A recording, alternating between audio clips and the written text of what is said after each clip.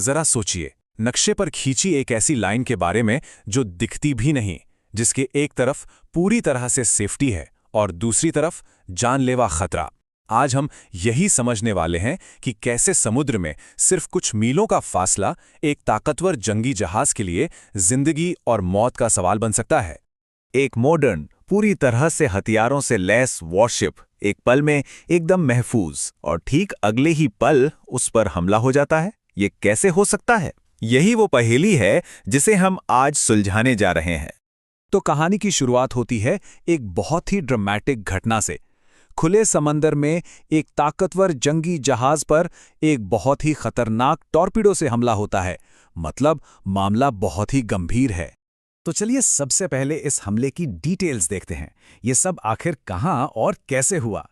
तो ये बात है 4 मार्च 2026 की।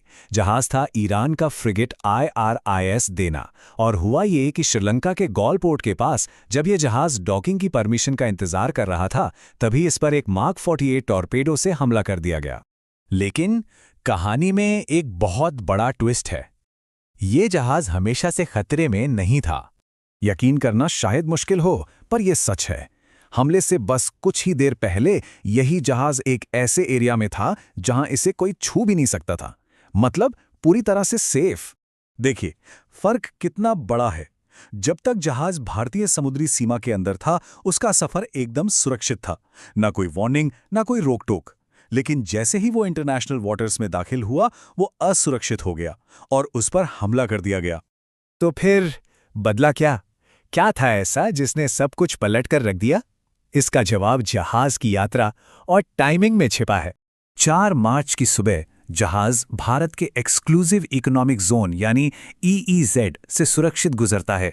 दोपहर तक वो इस जोन से बाहर निकलकर श्रीलंका के पास पहुंच जाता है और फिर अगले 11 घंटे वो बस इंतजार करता रहता है जब तक कि रात में उस पर हमला नहीं हो जाता।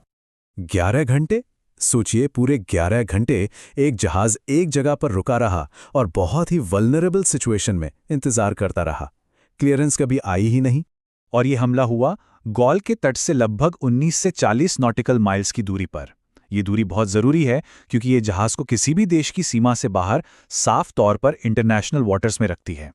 तो अब हम उस राज से पर्दा उठाने जा रहे हैं। आखिर वो अदृश्य रेखा क्या थी जिसने सब कुछ बदल दिया? तो इस पूरी पहेली का जवाब है एक्सक्लूसिव इकोनॉमिक जोन यानी EEZ। देखिए, ये एक ऐसा समुद्री एरिया होता है जहां एक देश का संसाधनों पर तो अधिकार होता है, लेकिन इंटरनेशनल कानून के मुताबिक दूसरे देशों के जहाजों को वहां से